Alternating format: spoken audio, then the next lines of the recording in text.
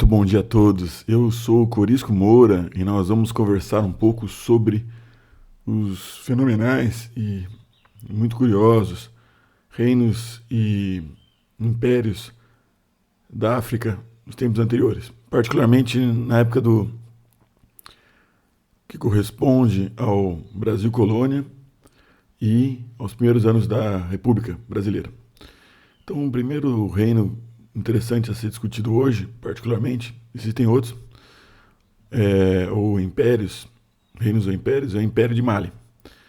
O Império de Mali é um império que tinha uma ampla extensão territorial africana. Ele era ocupado por pessoas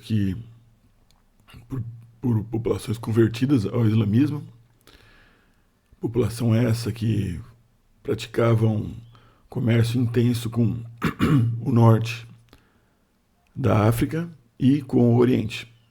Qual é o território onde se localizava o Império Malês? O Império Malês ocupava a região onde existe o Mali hoje, tá? O Senegal, tá? E Gâmbia, entre outros países. Ele surgiu na Idade Média, na Baixa Idade Média, no século XIII. Um dos seus maiores imperadores foi Mansa Musa. Acreditam que ele foi um dos maiores responsáveis pela conversão da população do Império Malês ao islamismo. Nosso segundo tópico a ser abordado hoje é sobre a cultura iorubá, o outro povo. Então falamos primeiro dos malês, que depois de um certo momento eles se converteram ao islamismo, e isso é um fenômeno que acontece muito na África, particularmente na África moderna. E os iorubás, eles surgiram em Ifé, uma cidade no meio da África, exatamente no meio da África. É uma cidade considerada sagrada para os iorubás. Então eles foram se deslocando para o oeste e constituíram-se em vários impérios, como o Império de Oió. O Império Oió, ele ocupa parte do Benin e parte da Nigéria. Então ele ocupa essas regiões. O Império de Oió, ele era formado por diversas cidades-estado, como Ilê. O Império de Oió tinha algumas características interessantes. Eles escravizaram também os malês. Quem são os malês? Voltando, os malês são as pessoas que moravam no Império de Mali.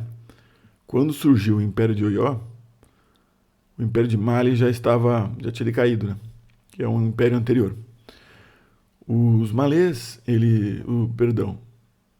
os iorubás, eles praticavam o comércio intenso também, vendendo alguns bens como o dendê. As mulheres também eram importantes nesse comércio. E era interessante que as mulheres, como os homens, vendiam na rua os seus produtos. As mulheres em tabuleiros. E daí nós observamos essa aquisição, a apreensão da cultura africana,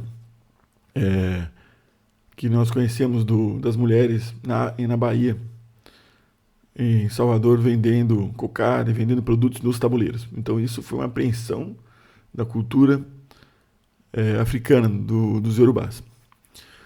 Uma das características mais interessantes dos iorubás é a culinária, tá? A culinária iorubá, que tem um propósito religioso e também vem para o Brasil, né, com vários pratos. E a cultura do candomblé. A cultura do candomblé, que tem a divindade e as suas representações, que são os orixás. Por exemplo, o Iemanjá, que é o orixá das águas, do mar. E isso tudo foi aprendido, como sabem todos, pelo brasileiro. E passou-se a se professar, particularmente na África e depois em todo o Brasil, o candomblé, depois a Umbanda, os dobramentos advindo dessa cultura iorubá riquíssima. Então, acarajé, vatapá, grande parte dos pratos baianos, eles vêm da África e são iorubás. E da mesma forma, em momentos posteriores, muitos escravizados voltaram para voltaram para a África e trouxeram parte dos costumes brasileiros para a África. Isso poucas pessoas sabem, mas é uma realidade, né? Então, os Yorubás, eles, no seu império, eles viviam do comércio, eles tinham um exército muito intenso, por isso um exército que tem relação com o próprio império, com, a, com o aumento das divisas, né, do espaço territorial. Eles usavam-se de cavalos e, como muitos povos anteriores ou posteriores a eles, vencendo os seus inimigos, ele transformava grande parte dessa população em escravizados. A relação dos africanos com escravizados é muito diferente da relação do português com o escravizado, particularmente no Brasil.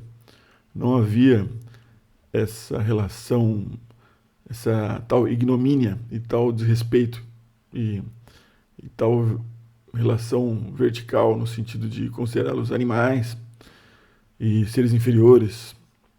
Inclusive, na cultura ocidental, entre os europeus, inventou-se diversas formas de suavizar e de justificar a escravidão, dizendo que eles não eram pessoas dignas, não eram gente, eram filhos de Caim.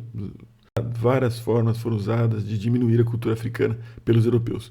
Mas entre os africanos, particularmente no território africano, os escravizados não eram tratados dessa forma.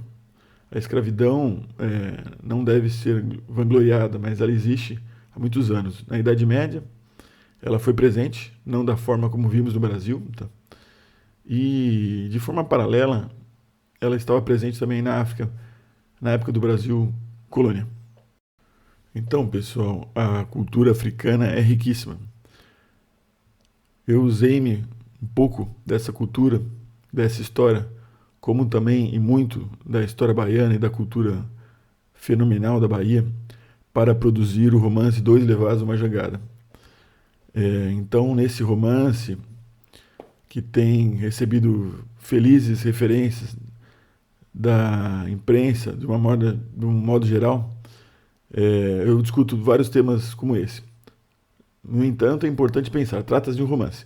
Quem tiver interesse pode procurar o livro nos marketplaces, todos eles na Amazon, Americanas, Ponto Frio, Magazine Luiza e por aí vai. Também no site da editora Verse Prosa. Então, se vocês gostaram do vídeo, pessoal, por favor, dê um like e se inscrevam no canal. Muito bom dia a todos!